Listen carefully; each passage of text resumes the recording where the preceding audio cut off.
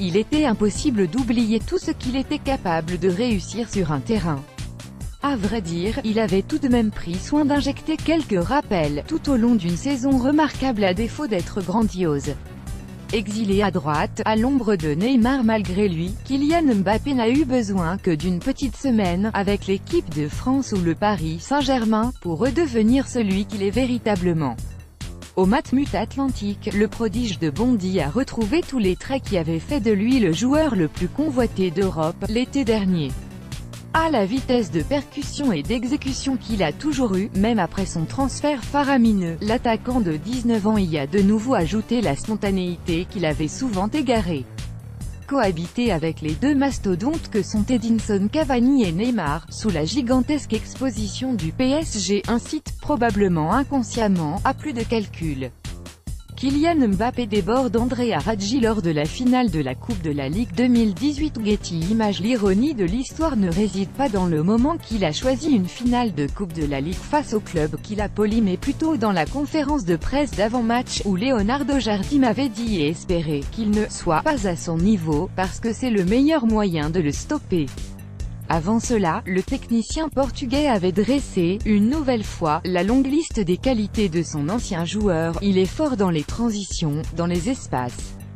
Comme pour rappeler qu'il avait beaucoup moins l'occasion de tirer profit de ces aptitudes-là, dans une équipe qui dévore la possession du ballon face à des équipes jouant souvent bas. L'instinct qui change tout. Le jeune attaquant a mis moins de 5 minutes à lui rappeler qu'il pouvait aussi briller dans les petits espaces, lorsqu'il a effacé tour à tour Tielemans, Gemerson, Fabinho puis Glick, sur une dizaine de mètres, avant de provoquer un penalty. Parce qu'après tout, qu'importe la dimension du rectangle dans lequel il évolue.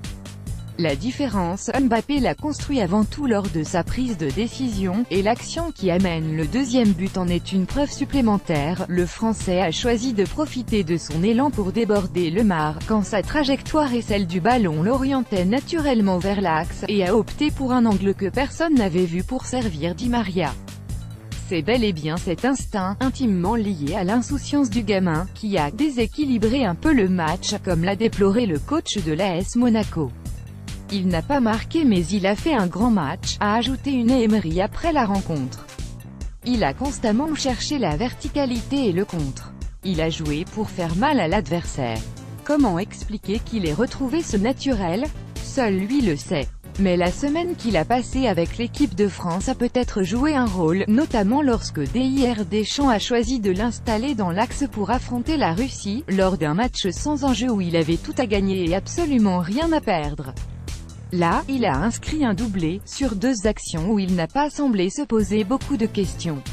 La spontanéité, on y revient. Kylian Mbappé, heureux après la victoire du Paris Saint-Germain en Coupe de la Ligue. Getty Images.